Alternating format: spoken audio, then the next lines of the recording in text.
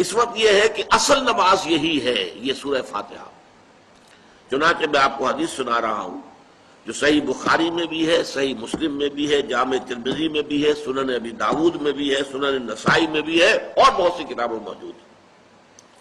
اور یہ عن عبادہ بن صامت رضی اللہ تعالی عنہ، حضرت عبادہ بن صامت سے ہے مرفوعا کہ حضور نے فرمایا لا صلاۃ لمن لم یقرأ بفاتحۃ الکتاب،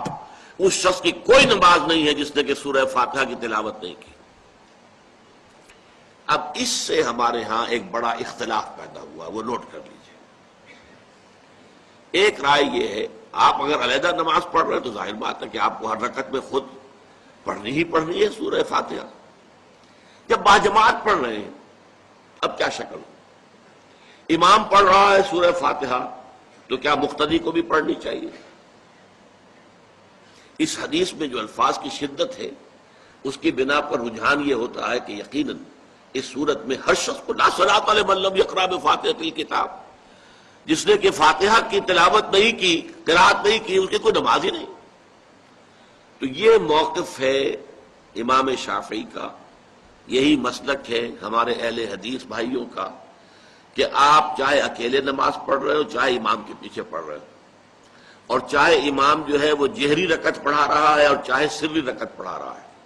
خاموشی والی رکعت سورہ آپ کو معلوم ہے کہ نماز جو ظہر اور عصر کی ہے تو چاروں رکعتیں جو ہے وہ سری ہے، مغرب کے اندر آ کر دو جہری ہیں ایک سری ہے، عشاء میں آ کر دو جہری ہیں دو سری ہیں،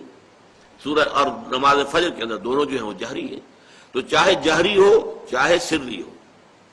آپ کو بھی لازماً جو مقتدی ہے اسے بھی سورہ فاتحہ پڑھنی ہوگی۔ اب اس کے لیے انہوں نے یہ طریقہ جو ہے تلقین کیا ہے کہ امام تیزی سے نہ پڑھے، رک رک کر پڑھے الحمدللہ رب العالمین، اس کے بعد اتنا وقفہ دے دے کہ جو مقتدی ہے وہ بھی کہہ لے اپنے دل میں یا پڑھ لے الحمدللہ رب العالمین الرحمن الرحیم۔ تو یہ رک رک کر پڑھنا، خاص طور پر اگر آپ کو موقع ہوا ہو کسی اہل حدیث امام کی امامت میں نماز ادا کرنے کا تو آپ دیکھیں گے کہ بڑا فرق ہے۔ ہمارے جو حنفی امام الحمدللہ رب العالمین الرحمن الرحیم مالک یوم الدین ایاک نعبد و ایاک نستعین، چار آیتیں جو ہیں وہ بھی ایک ساتھ میں پڑھ جائیں گے، لیکن یہ کہ عام طور پر جو اہل حدیث حضرات ہیں وہ رک رک کر ٹھہر ٹھہر کر پڑھتے ہیں، ترتیل کے انداز میں پڑھتے ہیں۔ یا پھر دوسری شکل انہوں نے ایک اور کی ہے، یہ آپ سعودی عرب میں جب کبھی نماز پڑھیں گے اور آپ پڑھی ہو آپ نے تو وہاں آپ دیکھیں گے کہ امام جو ہے وہ سورہ فاتحہ پڑھنے کے بعد کوئی 1 منٹ جو ہے خاموش رہتا ہے تاکہ آپ اب جو مقتدی ہیں وہ اس وقفے میں وہ اب سورہ فاتحہ پڑھ لیں، پھر وہ قرات کرے گا، کوئی اور آیات اس نے شامل کرنی ہے تو بعد میں شروع کرے گا، درمیان میں وقفہ ہوگا۔ لیکن ایک مسلک یہ ہے، اور یہ مسلک جو ہے یہ در حقیقت قرآن مجید کی ایک آیت کے اوپر مبنی ہے۔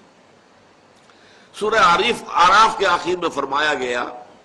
وَإِذَا قُرِئَ الْقُرْآنُ فَاسْتَمِعُوا لَهُ وَأَنصِتُوا، جب قرآن پڑھا جا رہا ہو تو توجہ سے اسے سنو، خود خاموش رہو۔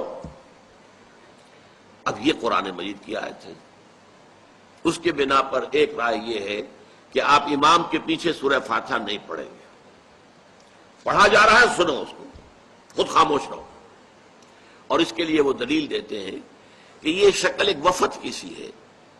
جیسے کسی بڑی شخصیت کے پاس اگر آپ کا کوئی وفد جاتا ہے، 8-10 افراد ہیں،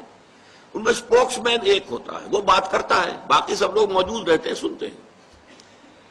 اسی طریقے سے امام جو ہے وہ گویا کہ آپ کا نمائندہ ہے اور وہ پڑھ رہا ہے الحمدللہ رب العالمین الرحمن الرحیم مالک یوم الدین، تو امام کی قرات ہی آپ کی بھی قرات ہو گئی۔ گویا کہ اس آیت سے، اس حدیث سے اختلاف نہیں ہے، اس کی تعبیر سے اختلاف ہے کہ امام کا قرات کر لینا در حقیقت مقتدیوں کی طرف سے بھی قرات ہے۔ اس میں جو حنفی مسلک ہے وہ بہت سخت ہے، اور وہ یہ ہے کہ چاہے سری نماز ہو اور چاہے جہری ہو،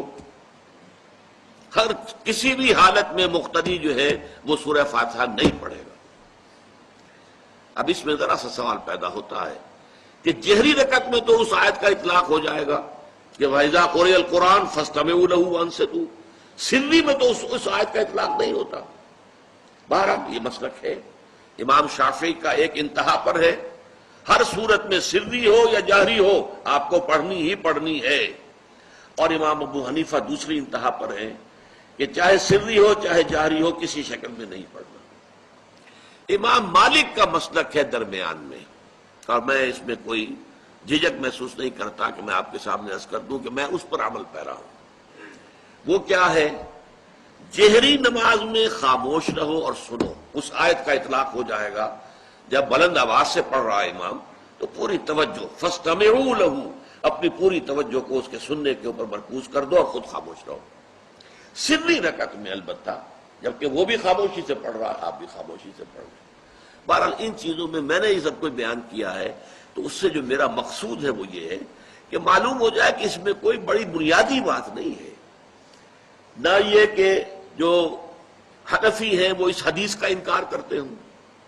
کہ لا صلاۃ لمن لم یقرأ بفاتحۃ الکتاب، کیسے وہ انکار کریں گے،